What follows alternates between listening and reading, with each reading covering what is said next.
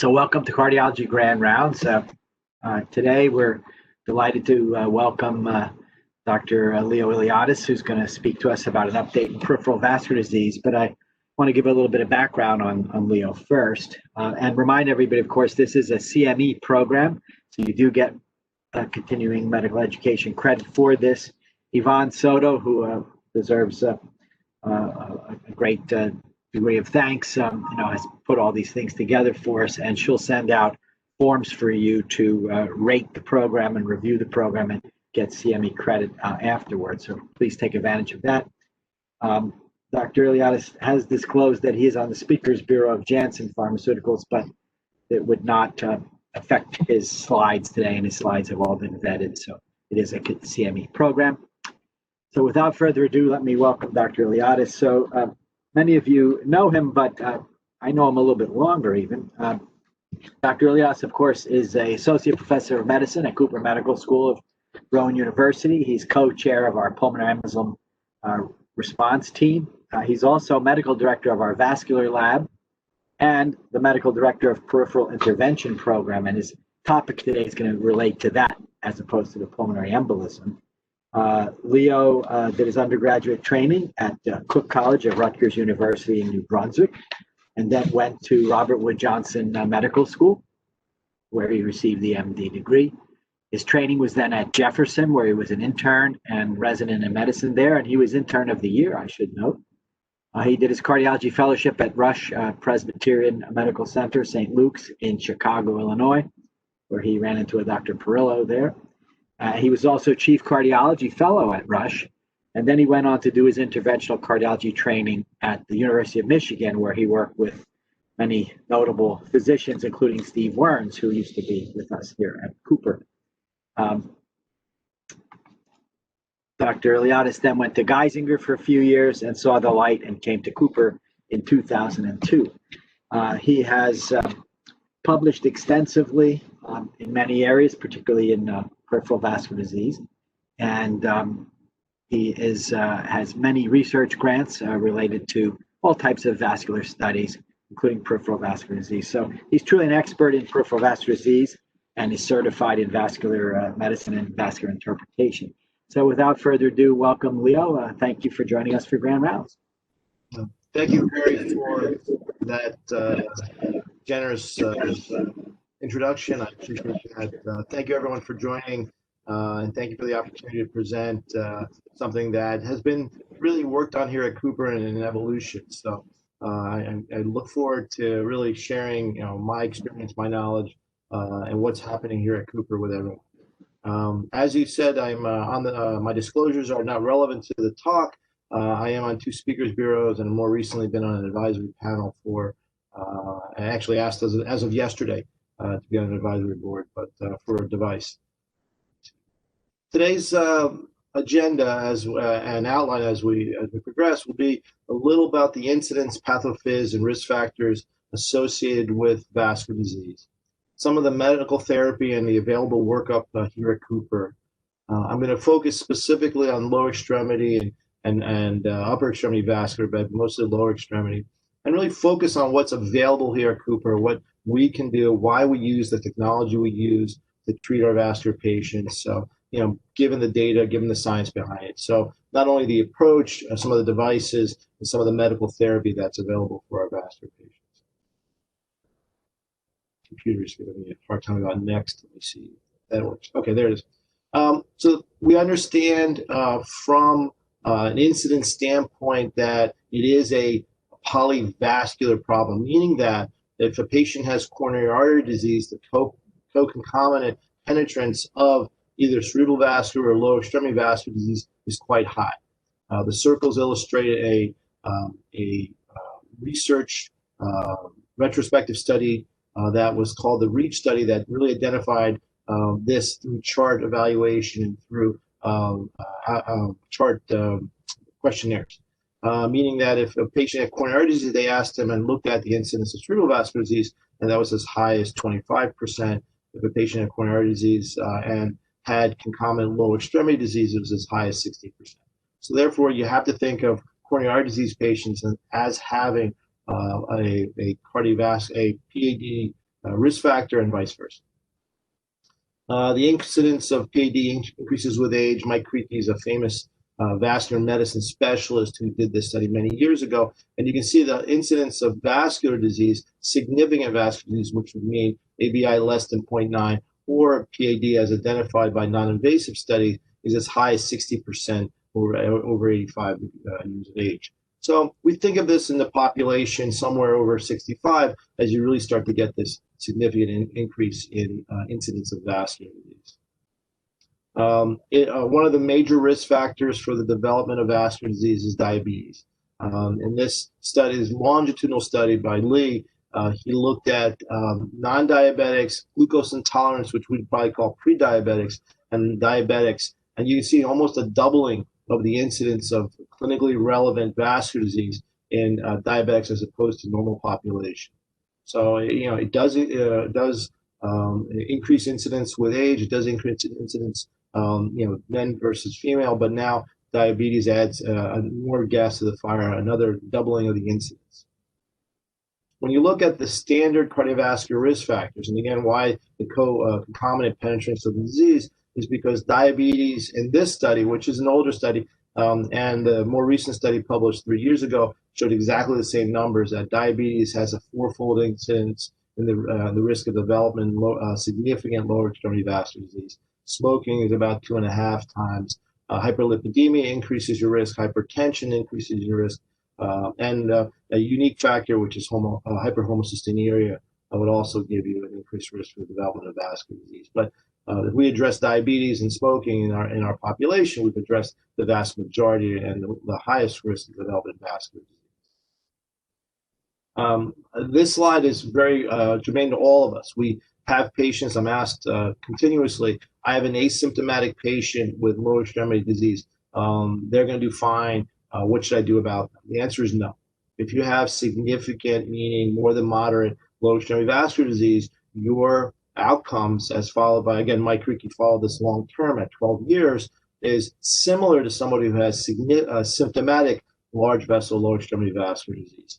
So an ABI less than 0.9 and an ABI less than 0.6 is a significant numbers, and therefore should be followed closely for the other comorbidities associated with vascular disease, which is coronary artery disease. So again, it's not a benign process just because they don't have classic symptoms. Like showing a little bit of quality of life scoring, and you can see that if you have combined PAD and CVD, depends on how you look at it, either from a metric, which is a treadmill or a walking score, or a quality of life score. Both of them show significant reduction as compared to those who did not have significant combined cardiac and vascular disease. So it does impact the quality of life in our patients. So by increasing their mortality and decreasing the amount they can walk and participate in their lives. So I'll start out with medical therapy. I love showing this slide. It's New York. You can see the guys being pushed out of the hospital. So we're going to talk specifically about, the antiplatelet therapy, the statins with new therapies, exercise program, which is an older therapy but kind of ignored, I think, because we don't actually have in Cooper system an active cardiovascular rehab program. We have to send them out, but nonetheless, it's very powerful. I'm not going to talk about ACE inhibitors. The Ramipril data is quite old. I'll talk a little bit about the antiplatelet, symptomatic relief through Trental and Pleadol, specifically Pleadol, and a little bit more about the anticoagulation. So antiplatelets data, have to talk a little bit about an older study published in '96. Many of our fellows were wee lads. When this was published, 19,000 patients with MI, stroke, or established peripheral vascular disease, aspirin versus clopidogrel. Aspirin versus clopidogrel followed up to 3 years, specifically looking at complications. And in this particular study, clopidogrel was found to be statistically significantly superior to aspirin alone. And I look at them from a strictly vascular standpoint. If you strictly have vascular disease, clopidogrel was felt to be superior to aspirin in those patients. It took 20,000 patients to show this 0.5% difference, which was an 8.7% overall risk reduction. It took 3 years to do so. What was the benefit? If you look at really what was the benefit? What drove this outcome in favor of in vascular patients? It's reduction in ischemic events, specifically cardiac events in patients with peripheral vascular disease. So that's a theme you'll hear a little later on, that we should really continue to evaluate these patients from a cardiac standpoint, because that is a big contributor to their overall mortality. Lipid-lowering therapy is across the board. I talk about, here's just a slide to illustrate the benefits of statin reduction in a variety of studies looking at statins in stroke. So across the board, there's benefit. Here is a study looking at the benefit of statins, irrespective of dose, in patients with lower extremity vascular disease. So they start, and it has an increase from baseline. Either a atorvastatin 10 versus a atorvastatin 80, both increase their maximum walking time and pain-free walking time. So there's that pleiotropic effect of statins to decrease symptoms and increase walking times in patients with documented peripheral vascular disease. Emil Moeller is a contemporary of mine at Penn. So clearly statins benefit these patients. Stroke reduction. Here I show you that they actually have increased walking time. More recently, again published in 2017, a 4-year trial where they looked at the effect of PCSK9s on outcomes in patients with specifically peripheral vascular disease. This was a subset analysis of that larger trial. So 27,000 patients screened, stabilized on moderate to high dose intensity statin plus or minus ezetimibe, were randomized to either placebo versus, I believe this is Repatha, followed up at 12 weeks with a primary endpoint, cardiac and vascular endpoints, and a surprising results. It's surprising that this is not mentioned more, but if you tease out just the peripheral vascular patients in this study, so remember, they're maximally medically treated, they're on statins, they're on ezetimibe, and then in the addition is a PCSK9, that there is a substantial 3.5 absolute risk reduction in the incidence of cardiovascular death and minor stroke in patients with peripheral vascular disease, number needed to treat 29, as opposed to those who did not have vascular disease, again statistically significant, but took a larger number to prove it. So who benefited to a greater extent, in my interpretation, were the vascular disease patients because of their polyvascular process. When you start looking at specifically limb events, and this is of interest to someone like me, is there's a dramatic 42% absolute risk reduction in limb events being need for amputation, need for acute limb ischemia, things like that, in patients who received the PCSK9 as opposed to those who maintained standard therapy. Again, not much play or press on this in the literature. It did enter my world, and we discussed this at the vascular meeting continually. We'll skip over. So when you look at, and again, looking at it from slightly differently, we're looking at the major cardiac and major acute limb events in the patients. And here again, you see a 4.1% absolute risk reduction in patients with PAD, a number needed to treat 25, versus the non-PAD cohort, who again showed a risk reduction.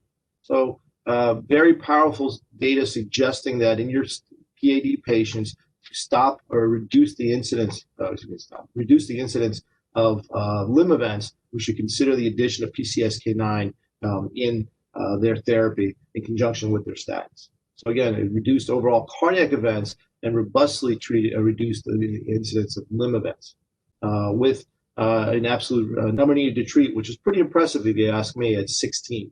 And I'll show you why that's relevant later on.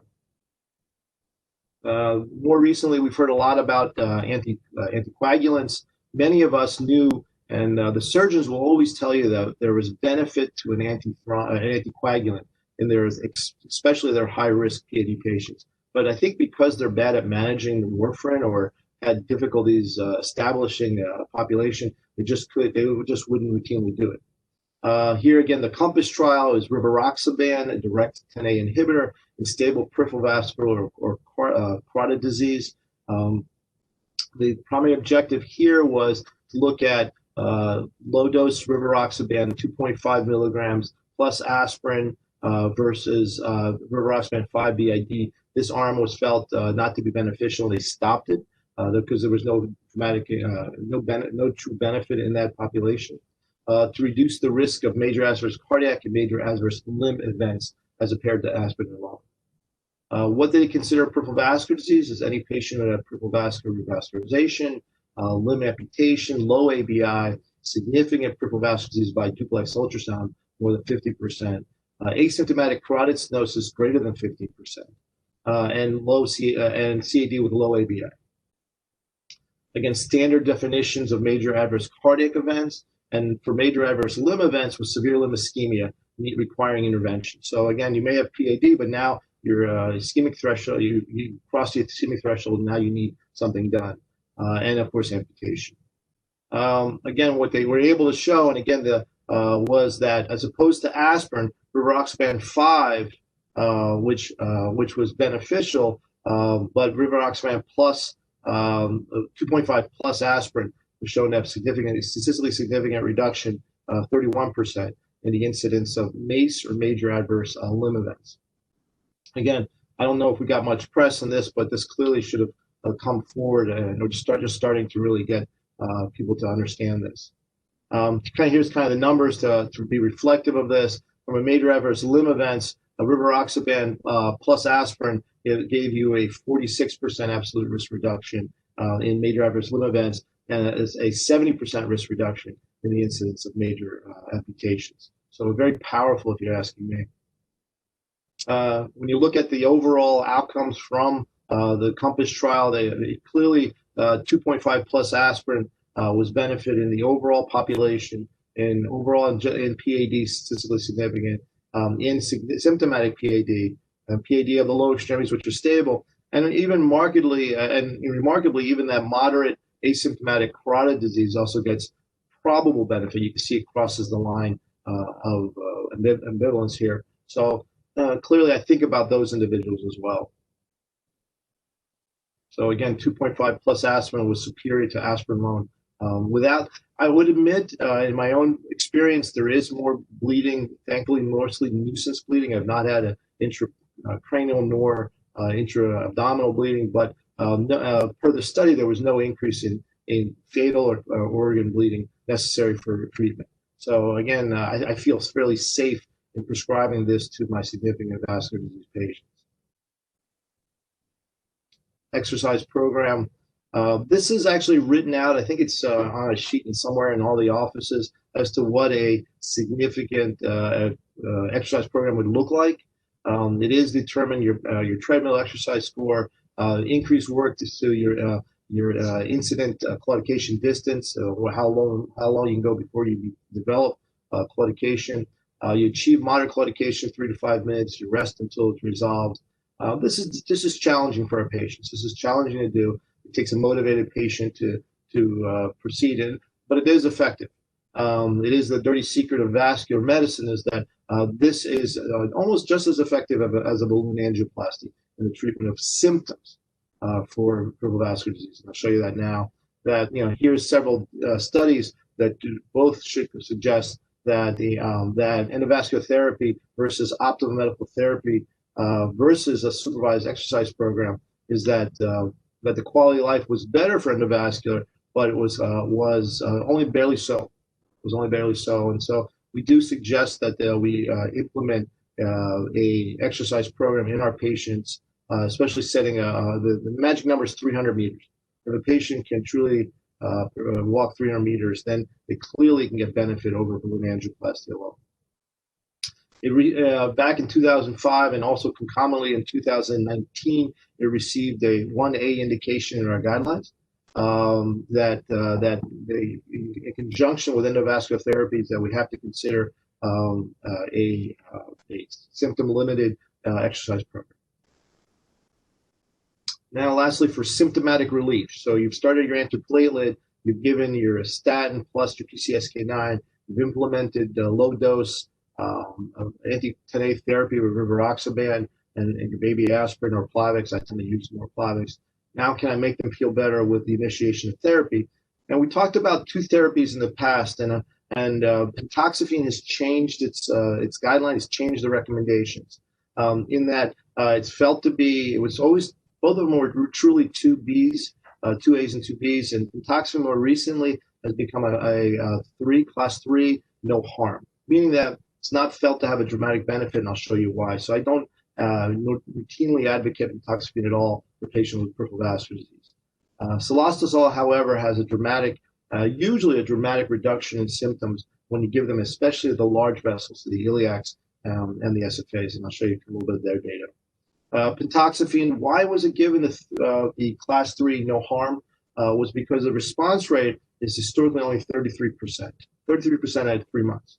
So if there's a patient that we're considering giving them pentoxifene because they have heart failure, they have a reason that I can't give them cilostazol, I would give that to them for 3 months and ask them to return back and get an assessment of whether it's beneficial or not.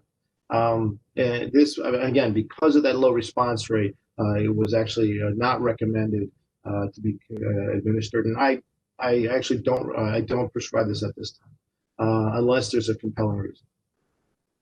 What is found in my experience and through the data to be very helpful is cilostazol, cyclic AMP inhibitor, does vasodilate to a substantial amount.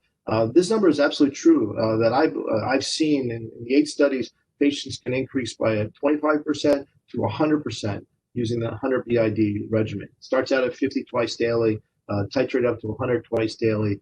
Dizziness is your limiting factor. What I would suggest is that patients do feel markedly different if they're able to get the 100 milligrams twice daily.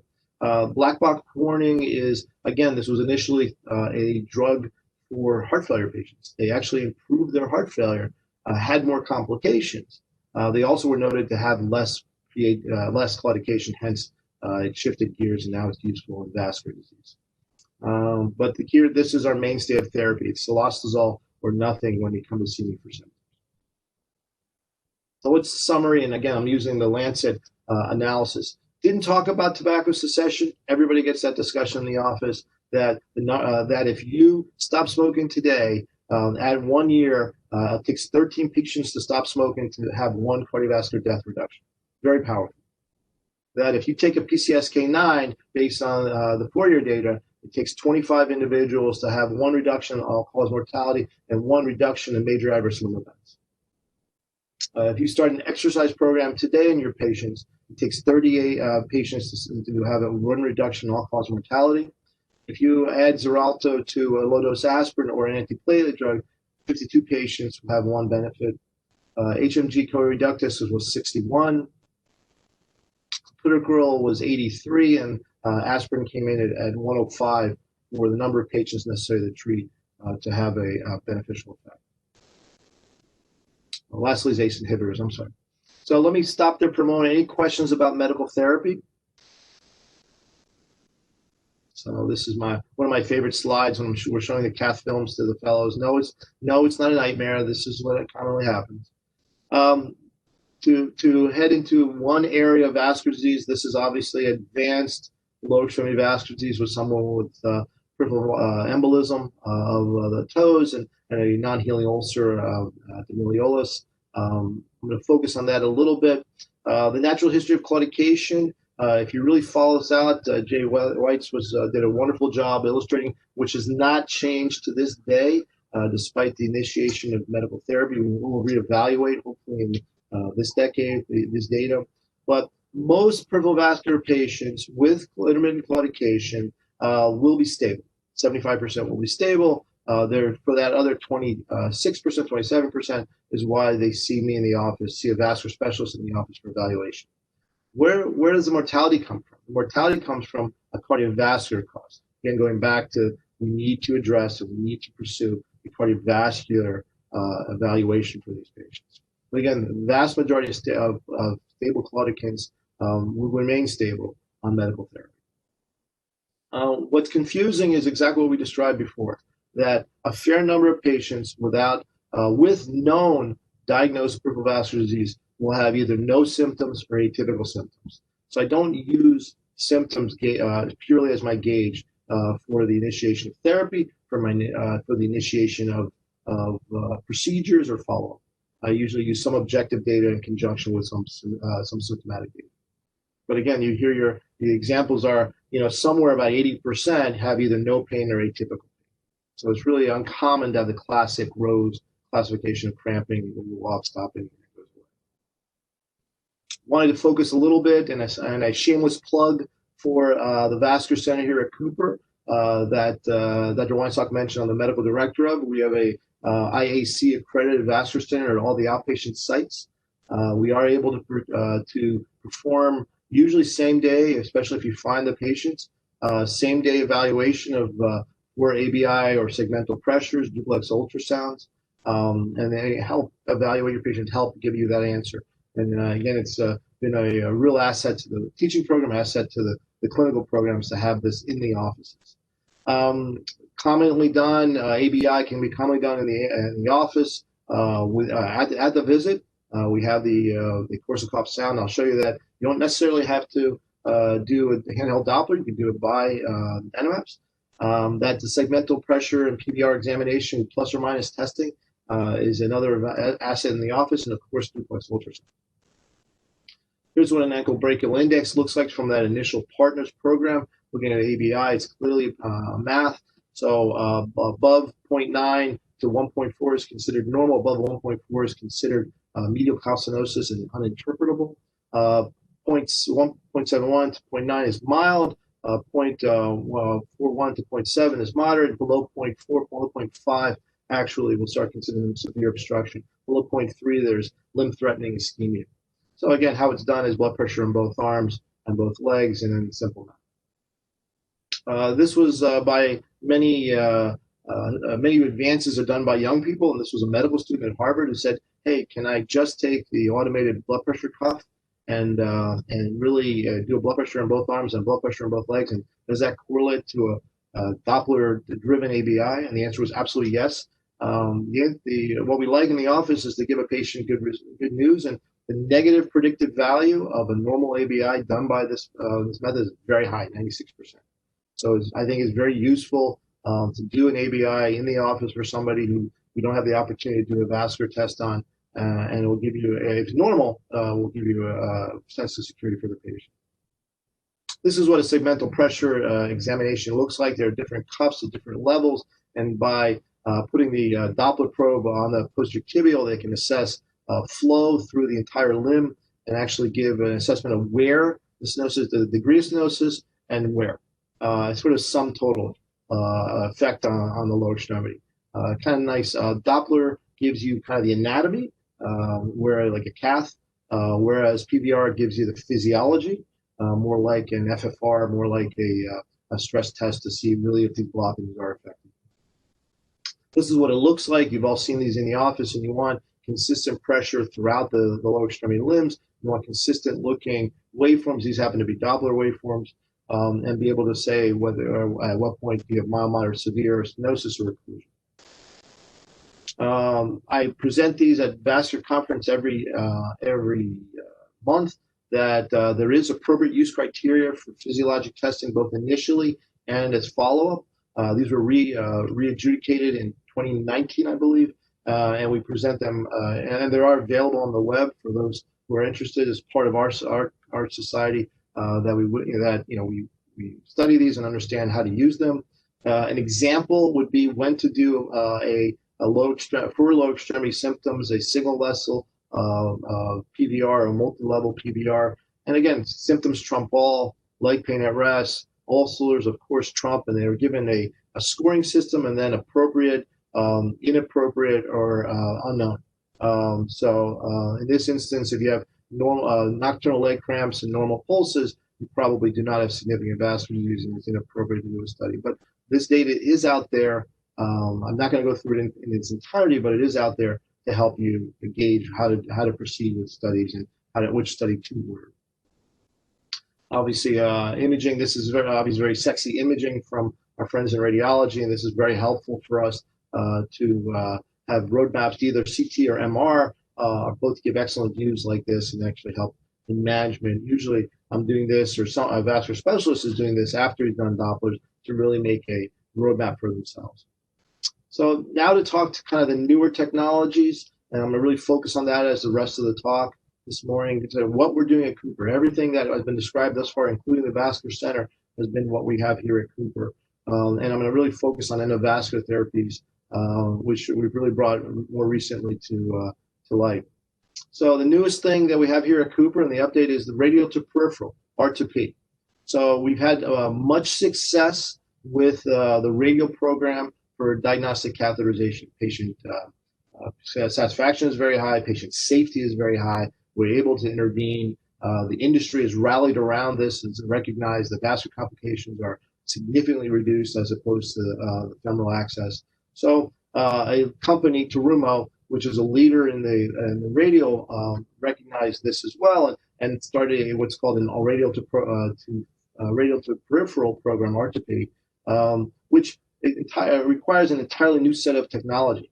It doesn't sound like it does, but it does, because now everything has to be dramatically longer.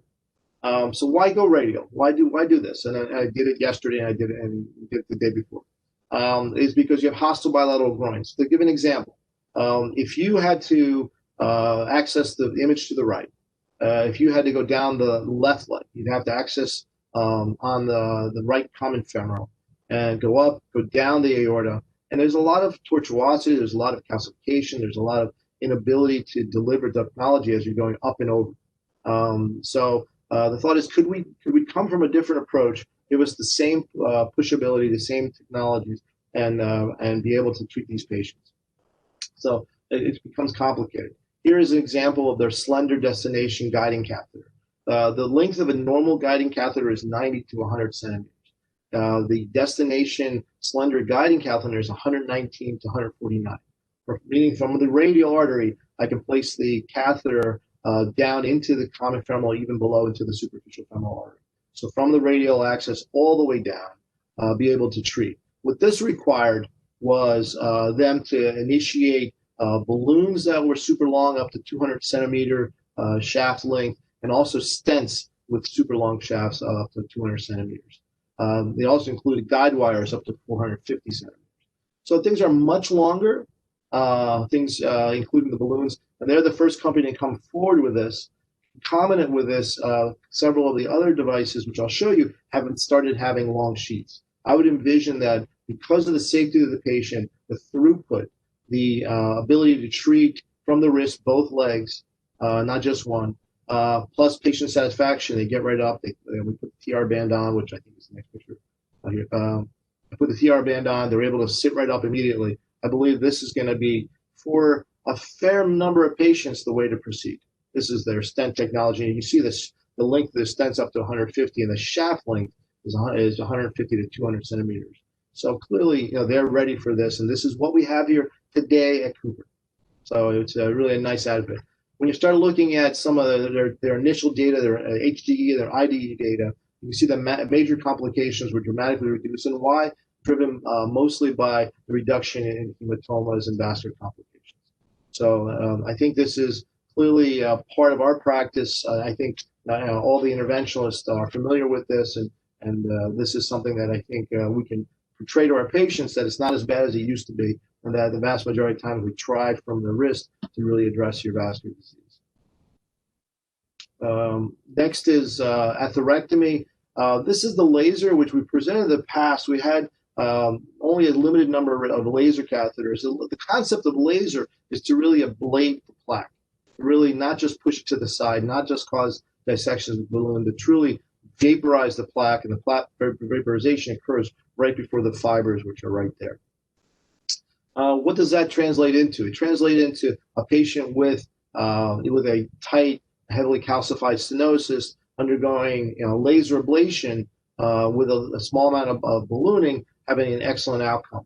And that here is, again, at Cooper, thanks in part to Dr. Andruli for his advanced extraction program, which brought the console in, and therefore the technology, and now we've really embraced it in our world.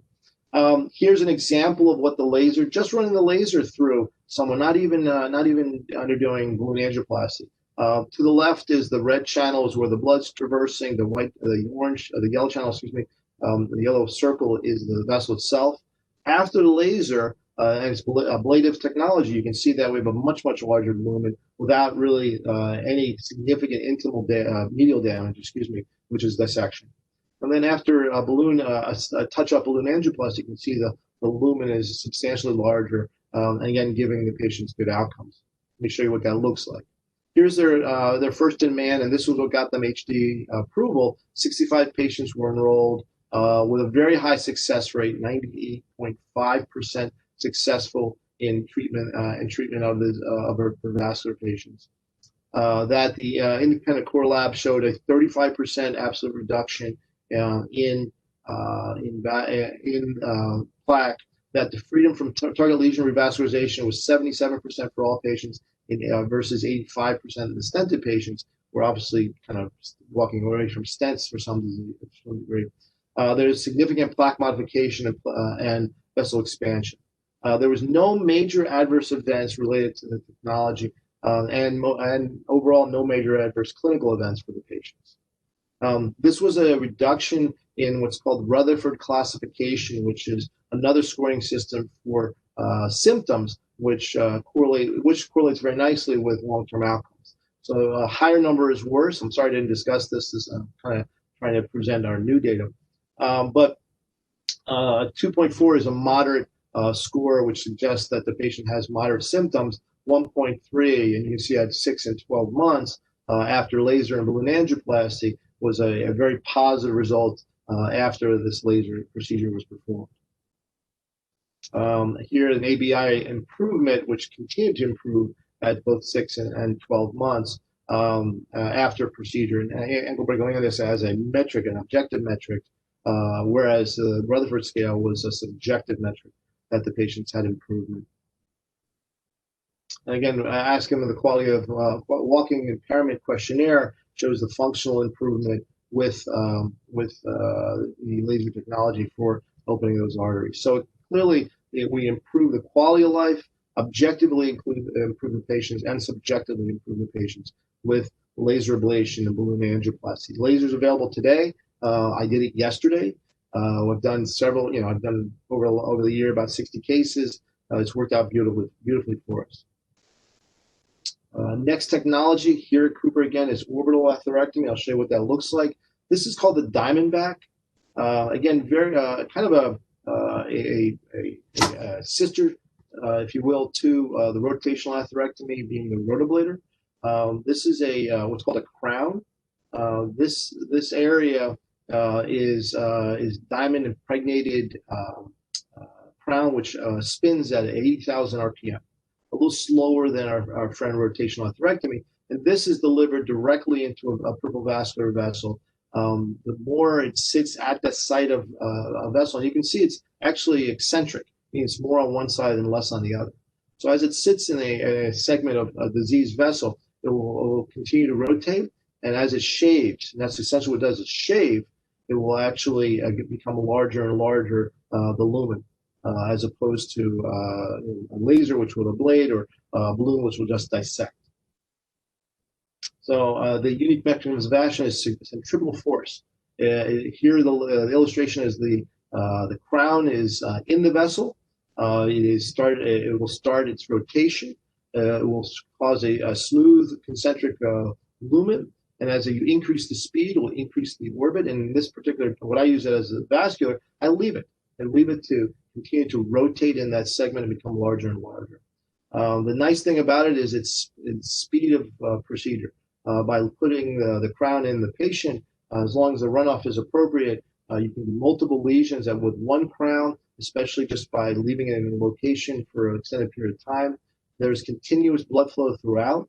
We use it also in the coronaries. There's less technical issues with respect to the device, and it's fingertip control both in low, medium, and high speeds. To the right, you can see that the crown is placed. As it continues to shave, more and more time was allotted, it will become larger and larger. This is what the differential sanding looks like, is that it will continue to sand these vessels, and does not really extend into the median. That's key. Our friend rotablator and rotational atherectomy also attempts to do this, but there's many times there's dissection because of the disease extent. whereas this technology, because of the way it continues to spin, will kind of bounce off of that heavily diseased segment, and therefore not tear into the media, causing dissections that need to be treated. So where is it specifically utilized? Utilize it for calcified peripheral vascles. They're very technically challenging, difficult to balloon and stent, meaning that they're difficult to really expand to full balloon extents. I can show you case upon case where prior to this technology is available, we had difficulty expanding the balloons and stents to nominal. And now with this technology, we can pre-treat, subsequently place our balloons and our stents with better angiographic and long-term outcomes. It does note that the higher complication rate associated with ballooning and stenting will cause more dissections, which cause more higher stent rate. Subsequently, stenting in the peripheral vascular disease world is not frowned upon, but minimized at this time. Again, who has calcium, advanced stage? Who did I show you has vascular disease? Our advanced stage patients. Who again has our diabetics have significant lower extremity vascular disease and calcified vascular disease. And we see it occasionally in the cath lab, and more often than not, is our kidney disease patients. That milieu of uremia and renal insufficiency leads to a high incidence of calcified vascular disease. So this is some of their data. Again, I believe this was their initial compliance data that got them FDA approval, that when they, in their randomized multi-center prospective study above the knee lesions, that they were able to have a lower balloon inflation, which correlates with less dissection, a very low bailout stenting rate. You can see it's 5.3% versus 77%. Again, in the vascular world, that's what's being promoted is less stenting.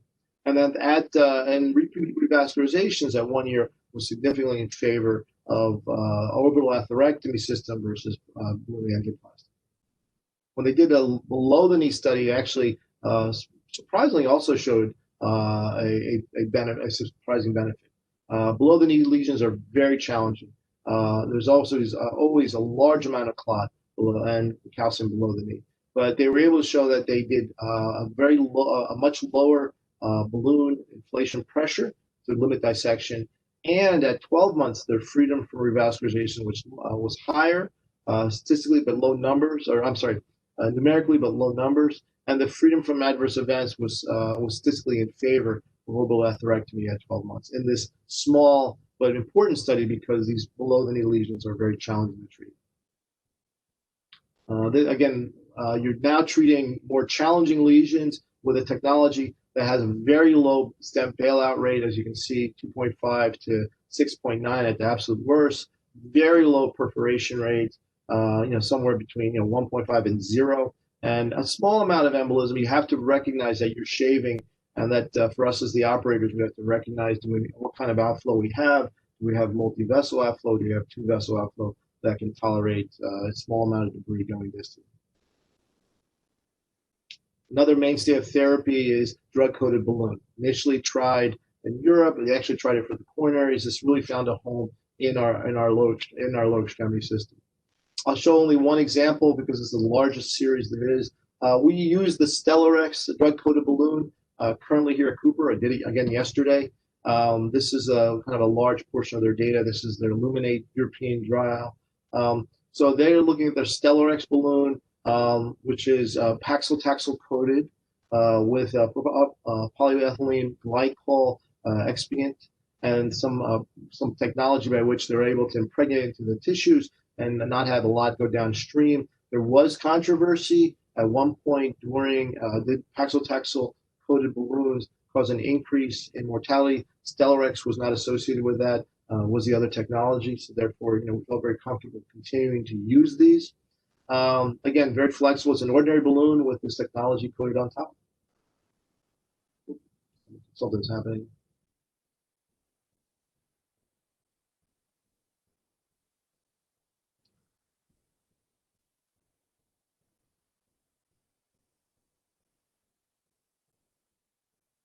Oh, skipped right over that presentation. Oh, did not happen before. I guess you have to believe me that there was benefit for the drug-coated balloon, in that it limited the number of stents necessary, that there was reduction in stent length, balloon length, restenosis rate was dramatically improved. I'm not quite sure why it's not proceeding to that, but here we are. We'll carry on. Drug-coated stents, largest series of, again, understanding that drug-coated stents, as opposed to bare metal stents, have about a 35%, 40% reduction in restenosis. We're limiting the number of stents that we use at this time. So if a patient has ongoing restenosis of a procedure, of a technology, if it's long in nature, we will consider a drug-eluting stent, drug-coated stent, as opposed to a bare metal peripheral vascular stent. Here's two of the premier, both available here at Cooper, drug-coated stents for the treatment of peripheral vascular disease. Bill Gray at Lankenau was the PI for this. We had a 12-month study. So they screened 852 patients. Alluvia is made by Boston Scientific. Zilver is made by Bard. Different elution technologies. The drug dosages are slightly different, and therefore warranted a trial to see if there's one better than the other. This would be reminiscent to our coronary drug-eluting studies, where we're looking at one drug-eluting stent versus another. Again, when follow these patients out for primary patency. Primary patency implies there's that is the vessel is less than 50% stenosed by either angiogram or duplex ultrasound. So if you follow these patients out here it is 13 months since procedure, Alluvia had a statistically significant benefit over Zilver, which both of these have an excellent outcome as opposed to balloon or balloon angioplasty or bare metal stent. So if you kind of look at kind of the endpoint, the Alluvia drug-coated stent was found to be superior in its primary patency as opposed to the Zilver. Again, both excellent technologies, and we have both here. There's more Zilver in interventional radiology, and there's more Alluvia available in the cath lab, but both of them have excellent outcomes. The concern and the safety concerns with drug-coated stents was similar to what was recognized in the drug-coated coronary stents, which is stent thrombosis. So they did follow these patients carefully, and they did show that the Alluvia, again, better efficacy, and here clearly a trend towards less major adverse events with respect to clinically driven target lesion vascularization and stent thrombosis, which is similar to coronary numbers. This is about 2%. 4% in the Zilver arm was not quite understood because that is quite high. The numbers are much lower than that usually. So again, it was found and felt that Alluvia drug-coated stent was superior to the Zilver in its short-term and long-term efficacy and safety. Again, having both of these here at Cooper, they both do an excellent job in increasing your ankle brachial indexes, increasing your walk-in impairment questionnaires. So again, having both of these technologies available here at Cooper allows us to treat those complex lesions. Let's go through some of this to offer some questions. So clearly superior primary patency, Alluvia versus Zilver at 12 months. It was a market trend towards lower clinically driven target lesion revascularization and stent thrombosis for the Alluvia. So those of us who given a choice would consider Alluvia a drug-coated stent, with significant improvement in functional hemodynamic improvement through 1 year in both groups. So a lot to go through. A lot has happened in the last couple of years. I gave this presentation in 2019, and here we are 2021 with more technology to bear. That to summarize, strong concomitant disease prevalence, peripheral vascular disease in your elderly, your diabetics, your coronary artery disease patients. That we are starting to have expanded roles of medical therapy, antiplatelet with Plavix, Xarelto has a role, statin, PCSK9s, more Cilostazol, less Trento. using our endovascular lab, our outpatient lab for assessment of your PAD patients with the appropriate use criteria to help guide you on when to order testing and such. That we all, and endovascular therapies are an alternative to surgery in many cases. That there's new accesses approach, R2P. There's new technologies, orbital atherectomy, laser atherectomy, drug-coated balloons. And then I think we offer an opportunity for our high-risk surgical patients. That's it. I'll answer any questions that I can at this time. Okay. That was, can you hear me, Leo? Yes, again. You there? Yeah, so I thank you. That was a fantastic presentation. I do have a couple of quick questions, and I hope the audience will have some questions. One is, it's really fascinating to see all the technology, all the tests, which we order all the time, but I've never heard a great description of what you do in which order. So can you talk us through, when you're seeing a patient, what's the first test, the second test, the third test? What's the first medicine, the second medicine? How do you line it up? Okay, great question, Perry. Thank you for that. So seeing a patient, low extremity vascular disease, if symptomatic, we'll first of all we'll ask whether they're on an antiplatelet drug. If they have concomitant coronary disease, usually they're on an aspirin. If they have identify them for vascular disease, we'll at that point start thinking, do I add an antiplatelet, a stronger antiplatelet like a clopidogrel, or is that a patient that you think about adding an anti-10A? That's number one. Number two, for those symptomatic patients, I do discuss in the office the addition of cilostazol. If again we're in EPIC, which is wonderful, I can see if they have a heart failure history, I can see their LV function. If they do not, I send them for testing before I offer that patient. So I think about the antiplatelet, I think about symptomatic relief, I make sure their labs are the diabetes is well controlled, the blood pressure is well controlled, making sure that all the factors that we can from a lifestyle manager, tobacco cessation are addressed. Testing wise, first tests as I see them, no test de novo. Here in the office, I'll get a PVR, I'll get a pulse volume, because again, that's more reflective of physiology. I can get get that rapidly. The text can be a great answer as to whether I'm dealing with stenosis or occlusion and at what level.